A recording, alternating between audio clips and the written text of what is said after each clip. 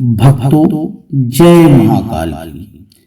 आज हम कोई काल्पनिक कथा आपको नहीं बता रहे हैं, हम सत्य कथा बता रहे हैं कि उज्जैन में महाकालेश्वर यानी महाकाल की पूजा अर्चना क्यों की जाती है। इसके पीछे एक बहुत बड़ा रहस्य है। भैरव बाबा की पूजा यानी अष्ट भैरव कह लीजिए, काल भैरव कह लीजिए, बटुक भैरव कह लीजिए, उज्जैन नगरी में उनकी पूजा क्यों की जाती है? क्योंकि इसका भी एक बहुत बड़ा महत्व है। भैरव जी को शराब क्यों चढ़ाई जाती है, इसका भी एक बहुत बड़ा महत्व है। इसको पूर्णतः जानने के लिए इस चैनल को लाइक, सब्सक्राइब और शेयर जरूर कीजिएगा, क्योंकि अधूरा ज्ञान अगर आप लेंगे तो वो अधूरा ही रहेगा, और पूर्ण ज्ञान लेंगे तो वो पूरा होगा। अतः इस चैनल को लाइक, सब्सक्राइब, शेयर जरूर कीजिएगा। अब हम बात करते हैं उन 12 ज्योतिर्लिंगों की जो पूरे भारतवर्ष में है। पूरे भारतवर्ष में 12 ज्योतिर्लिंगों का बहुत ही बड़ा महत्व है। पहला सोमनाथ है जो गुजरात में स्थित है। मल्लिकार्जुन आंध्र प्रदेश में है।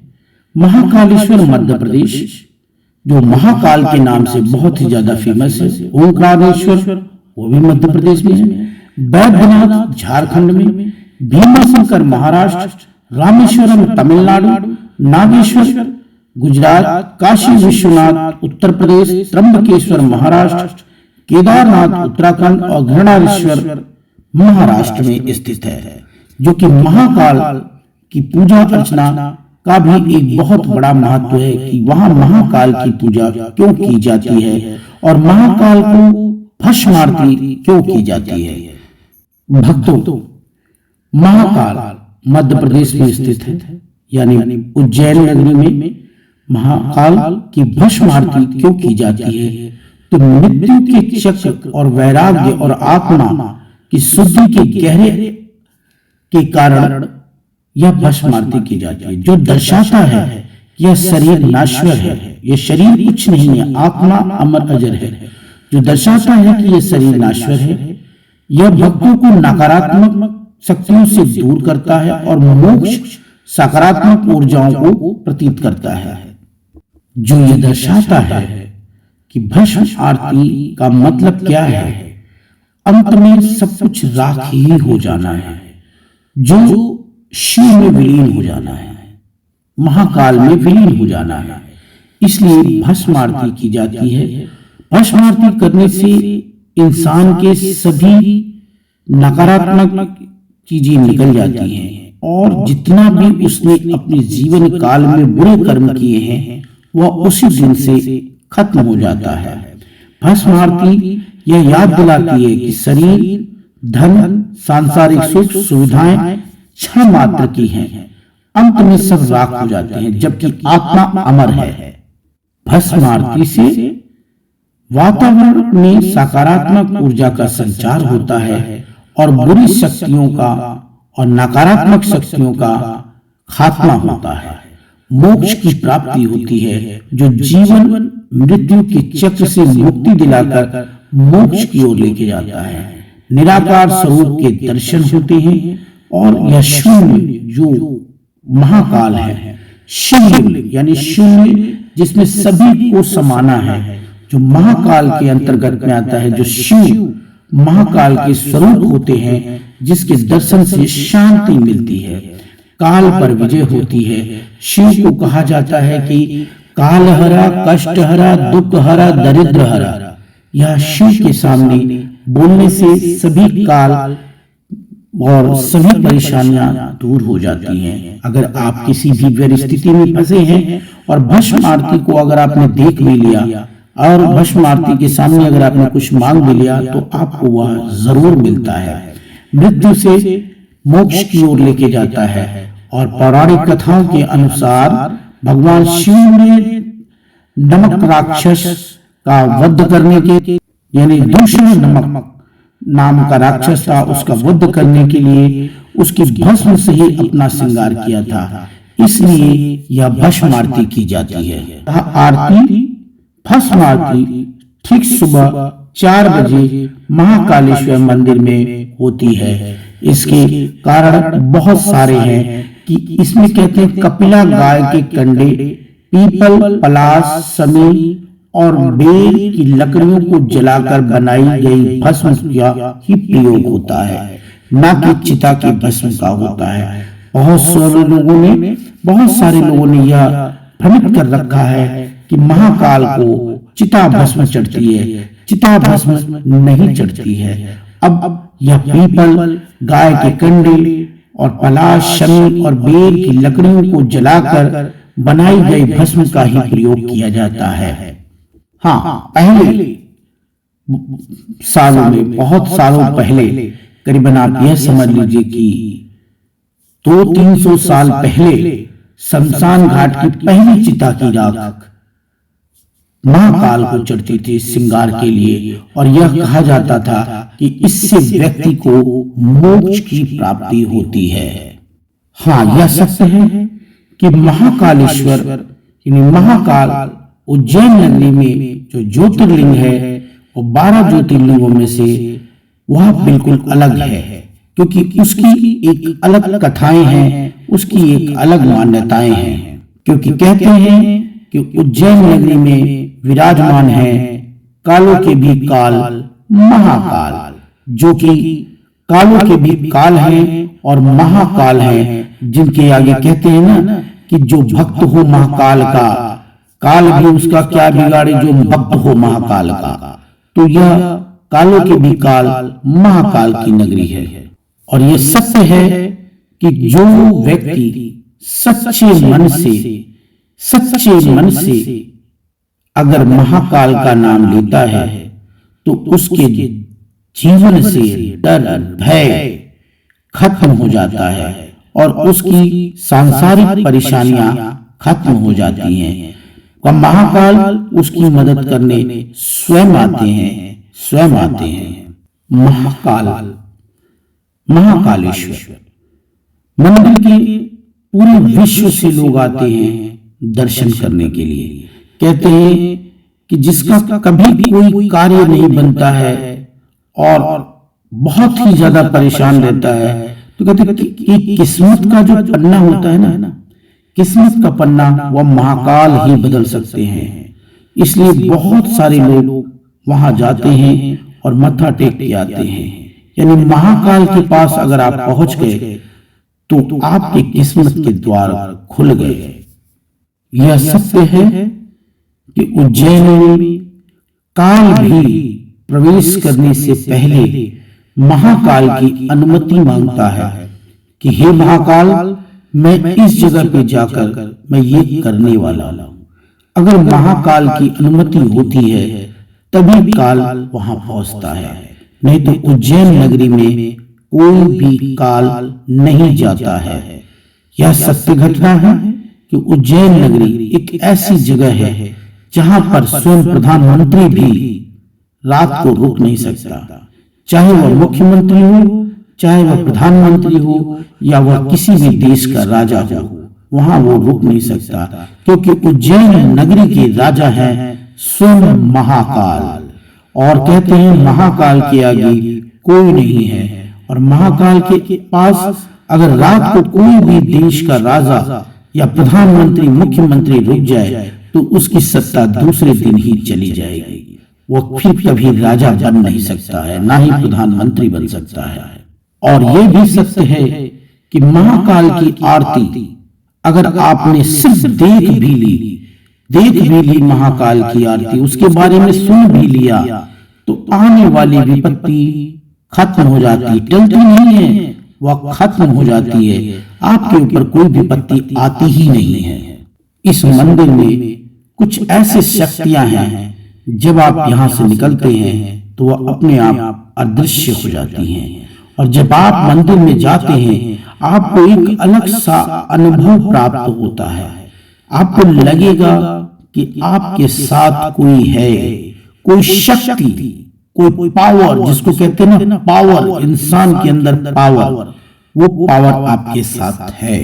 आपको स्वयं प्रतीत होगा कि मैं किसी राजा के पास जा रहा हूं और हमारी राजा हमारी मनोकामनाओं को पूरा करेंगे और पूरा भी करते हैं। यह सत्य है कि उज्जैन नगरी महाकाल समय को बदलता है। जैसे भविष्य मालिका में लिखा हुआ है कि ये होगा वो होगा, उसी प्रकार से उज्जैन नगरी जो महाकाल का नाम जानते हैं, महाकाल की पूजा करते हैं, उनका समय बदल जाता है और ये समय को बदल देते हैं। आपकी किस्मत में कुछ भी नहीं लिखा है, लेकिन फिर भी आपको बहुत कुछ प्राप्त हो जाता है, क्योंकि ये इसको कहते हैं महाकाल। काल के महाकाल, कालों के भी काल महाकाल। इसलिए उज्जैन नगरी महाकाल बहुत फेमस है। बहुत से अंग्रेजों ने इसकी बहुत सारी खोज की कि ये एक अंधविश्वास है, लेकिन जब उनको इसकी हकीकत पता चली तो उनके पसीने छूट गए और फिर दोबारा कभी महाकाल की खोज करने पे नहीं गए। बहुत से वैज्ञानिक इन चीजों के लिए बहुत सारी खोज पे और रिसर्च पर लगे हुए हैं, लेकिन कुछ भी उनको प्राप्त नहीं होता है। ये तो महाकाल की बात है। अभी काल भैरव को मदिरा वहां क्यों चढ़ाई जाती है, इसके भी पीछे एक बहुत बड़ा रहस्य है। कहते हैं जो काल भैरव को मदिरा अर्पित कराता है, उसके जीवन से हर प्रकार की समस्या खत्म हो जाती है और नवग्रह उसके मेंटेन हो जाते हैं, जो कभी खराब नहीं होते उसके नवग्रह। जिस प्रकार से आप जैसे जैसे काल भैरव जी को मदिरा चढ़ाते हैं, वैसे वैसे आपकी सारी समस्याएं, आपके सारे ग्रह दोष खत्म हो जाते हैं, जीवन में तरक्की के रास्ते खुल जाते हैं। आपने कभी ऐसा सोचा भी नहीं होगा, पूरे विश्व से लोग आते हैं और काल भैरव जी को मदिरा चढ़ाते हैं। एक दिन में सैकड़ों हजारों लाखों लीटर शराब चढ़ जाती है, मगर वो शराब जाती कहाँ है? वो शराब कहाँ गिरती है? किसी नदी नाले में या कोई खड्डा बनाया गया है? इस पर बहुत से लोगों ने रिसर्च किया, वैज्ञानिकों ने भी रिसर्च किया, और जब अंग्रेजों ने रिसर्च किया था तो उनके पसीने छूट गए थे। देख करके जब खुदाई हुई, सब कुछ हुआ, तो उस वक्त वो लोग भाग गए। जो उन्होंने कुदरत का करिश्मा देखा, उसके बाद से कोई वैज्ञानिक, कोई भी व्यक्ति काल भैरव जी की पता करने के लिए नहीं गया कि इनकी जो मदिरा चढ़ाई जाती है, इनके ऊपर जो मदिरा अर्पित की जाती है, वो मदिरा कहाँ जाती है, क्योंकि वो मदिरा आज तक किसी को पता नहीं चला कि वो कहाँ जाती है। उसके पीछे, मंदिर के पीछे अंग्रेजों ने जब खुदाई करने की कोशिश की थी, तो वहां सिर्फ आग, सांपों का बहुत बड़ा झुंड और भी बहुत सारी खजाने दिखे थे, और उन खजानों को वो ढूंढ नहीं पाए। जब छोड़े जाते थे तो उनको सर टस लेते थे। उनको ऐसे ऐसे नाग, ऐसे ऐसे जीव जंतु वहां दिखाई दिए उस जगह काल भैरव के पीछे, जो कि कहते हैं कि अगर काल भैरव जी के पीछे कोई जाता है और उनको खोज करने की कोशिश करता है कि यह मदिरा कहाँ जाती है, तो उसका सर्वनाश निश्चित है। इस चैनल को सब्सक्राइब कीजिए, लाइक कीजिए। अभी काल भैरव जी के बारे में मैं आपको कुछ ऐसी हकीकत बताऊंगा, जिससे अगर आपने उनका एक बार नाम भी ले लिया ना, तो आपकी जिंदगी की सारी समस्याएं खत्म हो जाएंगी, आपके ग्रह दोष मेंटेन हो जाएंगे, आपकी हर प्रकार की समस्याएं का निदान हो जाएगा। भक्तों, एक बहुत ही पौराणिक कथा है, वो आज तक चलती आ रही है कि उज्जैन मंदिर यानी महाकाल मंदिर के सामने से कोई भी व्यक्ति बारात लेकर नहीं निकलता है, और महाकाल के जो सच्चे भक्त हैं, जो महाकाल को मानते हैं, उनको महाकाल दर्शन भी देते हैं और अलग अलग रूप में देते हैं। अब वह अगर उनको पहचान जाते हैं तो उनका कल्याण हो जाता है, और नहीं पहचानते हैं तो महाकाल को कल्याण करते ही करते हैं। भक्तों, क्या आप जानते हैं कि उज्जैन का पहला नाम क्या था? पहले उज्जैन को किस नाम से जानते थे? तो आज मैं आपको बताता हूं। पहले उज्जैन को अवंतिकापुरी नाम से जाना जाता था। अवंतिकापुरी में चंद्रसेन नामक राजा एक बहुत ही पराक्रमी राजा था। पराक्रमी राजा के साथ साथ वो परमपिता परमेश्वर भोलेनाथ और महाकाल के बहुत बड़े पुजारी थे, बहुत बड़े पुजारी थे। और जो उनका महल था चारों तरफ शिवलिंग और शिव जी से अर्पित था, क्योंकि शिव जी के वो बहुत बड़े भक्त थे और दोनों टाइम चारों टाइम शिव जी की भक्ति किया करते थे और हमेशा ओम नमः शिवाय जय महाकाल बोला करते थे। 24 घंटे केवल ओम नमः शिवाय के जप से वह पूरा महल गूंजता रहता था। कोई भी कहीं से भी किधर से भी आए उसे ओम नमः शिवाय का जाप जरूर सुनाई देता था। भक्तों, मणिभद्र करके जो कैलाशवासी थे वो राजा के बड़े अच्छे मित्र थे और उन्होंने चंद्रसेन को एक अलौकिक चीज दी, मतलब अलौकिक मणि उनके हाथ में भेंट दी, जिससे वह बहुत चिंतित हो गए। कहते हैं कि मणि जिसके पास आ जाए उसके पास अपार यश, धन, कीर्ति, शक्ति, हर प्रकार की सुख सुविधाओं का योग बन जाता है और हर प्रकार का सुख प्राप्त होता है। वह राजाओं का भी राजा बन जाता है अगर उसे मणि प्राप्त हो जाती है। जब चंद्रसेन को मणि प्राप्त हुई, उनका नाम पूरे विश्व में प्रख्यात हो गया और उनके नाम से बड़े बड़े राजा डरने लगे। और कहते हैं कि जब किसी इंसान का बहुत ज्यादा नाम हो जाए तो उसके दुश्मन भी 1000 पैदा हो जाते हैं।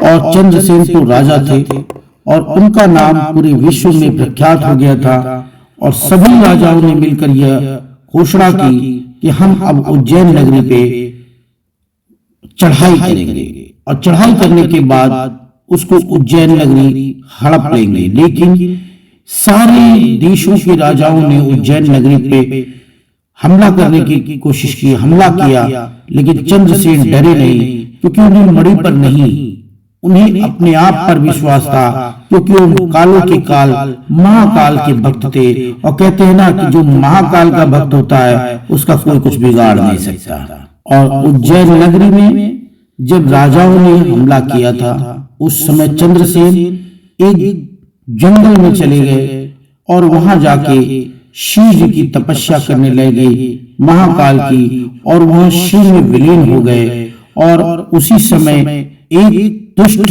राक्षस, जिस समय चंद्रसेन जी शिव में विलीन हुए थे, उसी समय उज्जैन नगरी यानी अवंतिकापुरी में एक और भयानक चीज मंडरा रही थी, काल मंडरा रहा था, जो राक्षस का नाम था दूषण। और वह शिव भक्तियों के विरोध में रहता था, क्योंकि वह उज्जैन नगरी में शिव भक्तों को देखकर उसको बहुत जेलस होती थी। और जब उसने शिव भक्तों का पूरा झुंड देखा कि यहाँ तो हर व्यक्ति शिव में विलीन है, तो उसने उज्जैन यानी अवंतिकापुरी पर सभी राक्षसों के साथ मिलकर हमला कर दिया। उसकी जो चाहत थी वो शिव भक्तों को तोड़ देना चाहता था, शिव भक्त खत्म कर देना चाहता था, और जो भी शिव मंदिर थे उनको वो भस्म कर देना चाहता था। वह अपने आप को खुद शिव मानने लगा था और अपने आप को भगवान बनाने की कोशिश कर रहा था कि वह एक दूषण भगवान है। उसने उज्जैन नगरी वालों को, अवंतिकापुरी वाले लोगों को परेशान करना शुरू कर दिया, हाहाकार मचा दिया, और उज्जैन नगरी यानी अवंतिकापुरी में हाहाकार मच गया था। लोग परेशान हो गए थे उससे और चारों तरफ भागने लगे कि त्राहिमाम त्राहिमाम, और ओम नमः शिवाय का नाम हे भोले करके चारों तरफ से भागने लगे। अवंतिकापुरी यानी उज्जैन दोनों तीनों तरफ से घिर चुकी थी। एक तरफ जितने भी राजा थे जो मणि को प्राप्त करना चाहते थे, उन्होंने उज्जैन नगरी पर हमला कर दिया था, और एक तरफ ये राक्षस दूषण जो कि शिव का विरोधी था और शिव भक्तों को अपने अधीन करना चाहता था। जब राजा जंगल में शिव में विलीन थे, उसी वक्त एक नन्हा बालक उस जंगल से गुजर रहा था और उसकी माँ और बेटे दोनों जा रहे थे। वो बच्चा छोटा सा देख करके, उन राजा को देख के, उन शिव मंत्रों का जो जाप कर रहे थे, इतना मोहित हो गया कि उसने वहां पर एक मिट्टी की शिवलिंग बनाई और उसकी पूजा अर्चना करना शुरू कर दिया।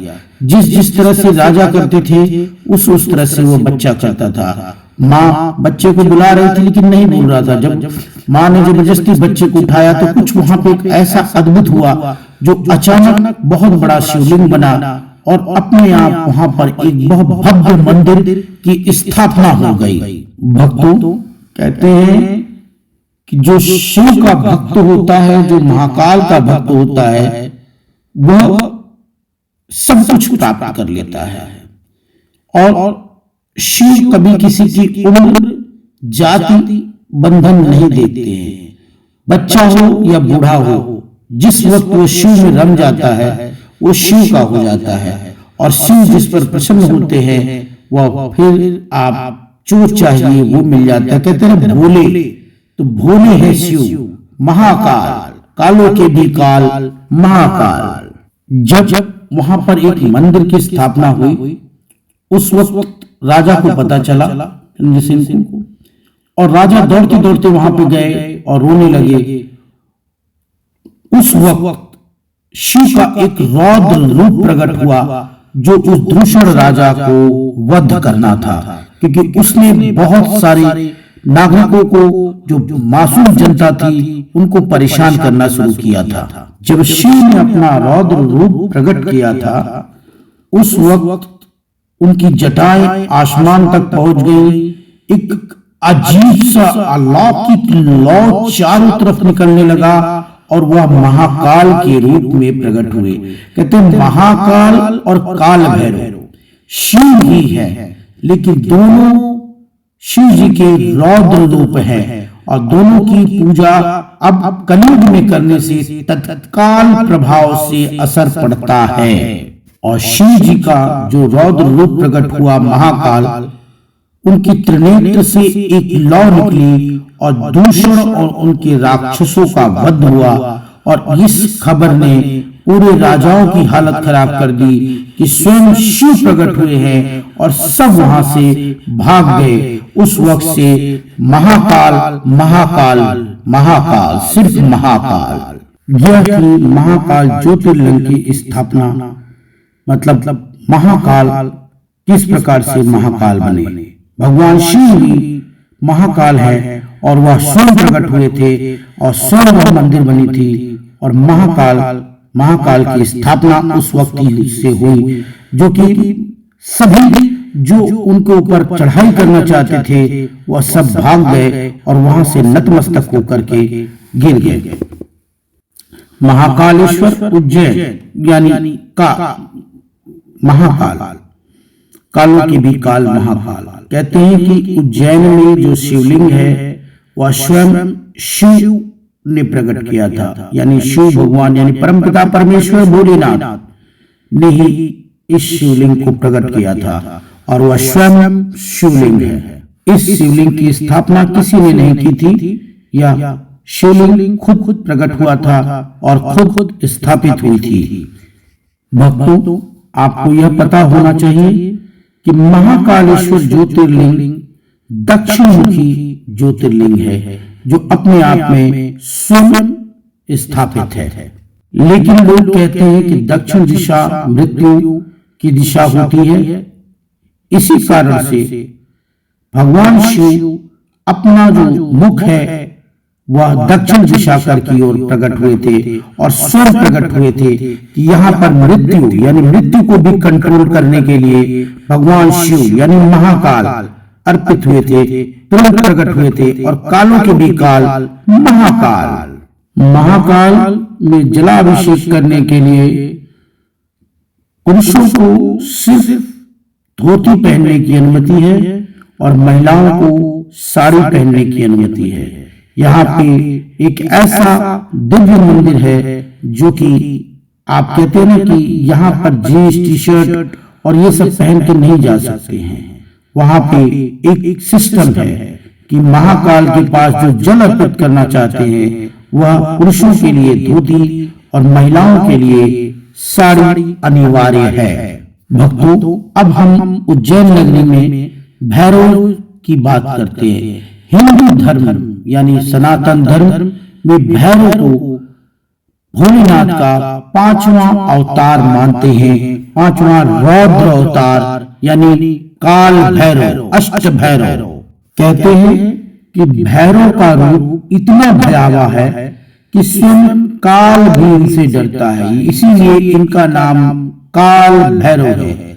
जो समय को नियंत्रित कर लेते हैं, काल को भी नियंत्रित करते हैं। कहते हैं ना कि काल भैरव जी का जो भक्त होता है, जो महाकाल का भक्त होता है, उसे मौत भी जल्द छू नहीं सकती, मृत्यु भी उसे जल्द छू ना सकती। शिव पुराण से पता चलता है कि इस सृष्टि की जो रचना हुई है, 3 तत्व हैं, सत्य, रज और तम।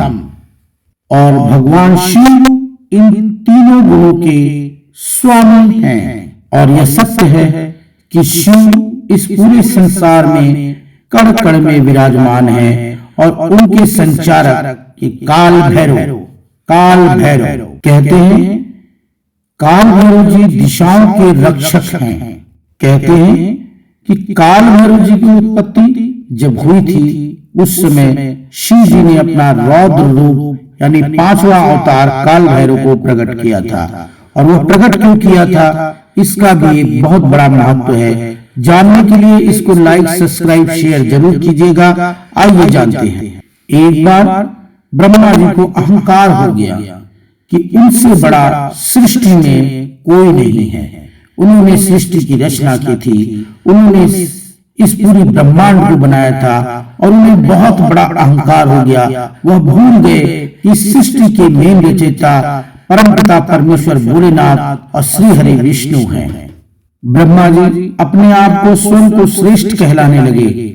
इस प्रकार ब्रह्मा जी और शिव जी दोनों लोग सामने थे और उनके 5वें शर ने घमंड दिखा दिया कि यह बैरागी कैसे हो सकता है। यह बैरागी जो एक साधारण सा दिखने वाला व्यक्ति, वह कैसे सृष्टि का रचयिता हो सकता है। और ब्रह्मा जी बहुत ही अपने आप में घमंड सा आ गया था। उस वक्त शिव को गुस्सा आ गया और उन्होंने अपना वह 5वां रौद्र रूप प्रकट किया, जिसका नाम है काल भैरव।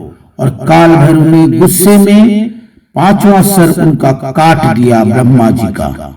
जब काल भैरव जी ने ब्रह्मा का सिर काटा, उस वक्त उनको ब्रह्म हत्या लग गया और वह बहुत ही ज्यादा पछताने लगे कि मुझे ब्रह्म हत्या लग गया है। उस वक्त भोलेनाथ जी ने काशी का रास्ता दिखाया और भैरव जी काशी गए और काशी जाने के बाद उन्होंने वहां डुबकी लगाई और उनके सर को विसर्जित किया, जिससे उनको ब्रह्म हत्या का पाप नहीं लगा और वह मुक्त हो गए उस ब्रह्म हत्या से। और उन्हें काशी का कोतवाल नियुक्त किया गया काल भैरव को और भगवान शिव के सेनापति के रूप में जाने लगे, जो कि अब उज्जैन नगरी में स्थित है। उज्जैन नगरी में काल भैरव जी को शराब इसलिए चढ़ाई जाती है जिस प्रकार कि आपके शरीर से जो नाश्वर चीजें हैं वह निकल जाए और आपका समय बदल जाए। कहते हैं कि काल भैरव, काल जो होते हैं, कालों के काल, महाकाल और काल भैरव जो समय को नियंत्रित करते हैं, समय को बदलने की ताकत रखते हैं, वह काल भैरव है। काल भैरव की जो भी आराधना पूजा करता है, उसे हर वक्त समय और समय बदलता रहता है, उसका समय चमकता रहता है। वह कभी भी दुखों का सामना नहीं करता। जो काल भैरव और महाकाल की भक्ति करता है, उसे हमेशा सुख की प्राप्ति होती है, सुख की प्राप्ति होती है। यह वीडियो अगर आपको पसंद आया हो तो इसे लाइक, सब्सक्राइब, शेयर जरूर करें। लाइक सब्सक्राइब शेयर जरूर करें। हमारे इस गुरु जी के चैनल पर लाइक सब्सक्राइब शेयर जरूर करें।